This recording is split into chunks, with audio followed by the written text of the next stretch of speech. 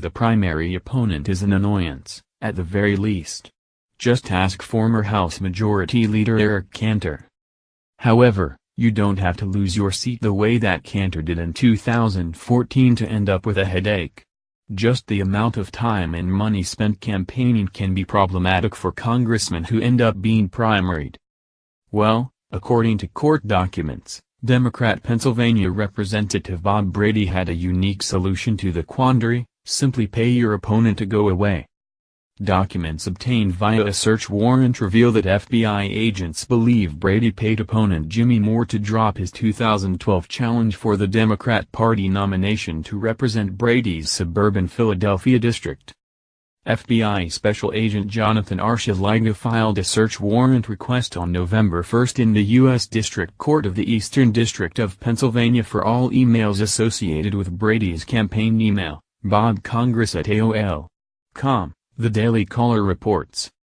The news originally broke earlier this week, when Seamus Hughes, deputy director of George Washington University's program on extremism, published the documents from the search warrant online.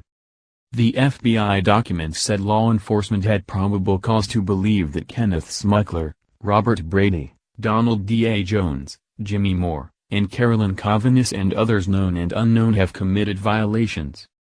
These violations could include charges of conspiracy, false statements, producing false records, causing false campaign contribution reports and violating limits on campaign contributions and expenditures, the Daily Caller reported. Given a busier off-year electoral season than usual, it hardly made a blip on the political radar in October when federal prosecutors in Philadelphia indicted two of Brady's consultants on the 2012 campaign. According to the Associated Press, Kenneth Smuggler and Donald Jones were indicted and charged with masterminding a scheme in which Moore was paid $90,000 to drop his challenge to Brady. The two faced charges that included conspiracy and lying to the FBI. Moore and his aide have already pleaded guilty to taking the money. According to prosecutors, the $90,000 was meant to cover Moore's campaign debt. At the time, Brady denied any sort of wrongdoing. We would imagine he still does now.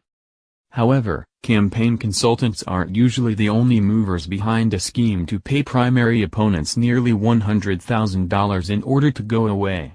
That kind of money, and the permission to use it, usually comes from the candidate himself. Brady's story may get lost in a whirlwind of sexual harassment and abuse allegations hitting Al Franken, John Conyers, and Roy Moore, among others. However, it's yet more proof that money still talks in the Democrat Party. We'd also be willing to bet Brady is every bit as likely to lose his seat over malfeasance, if not more so, than any official in trouble over sex.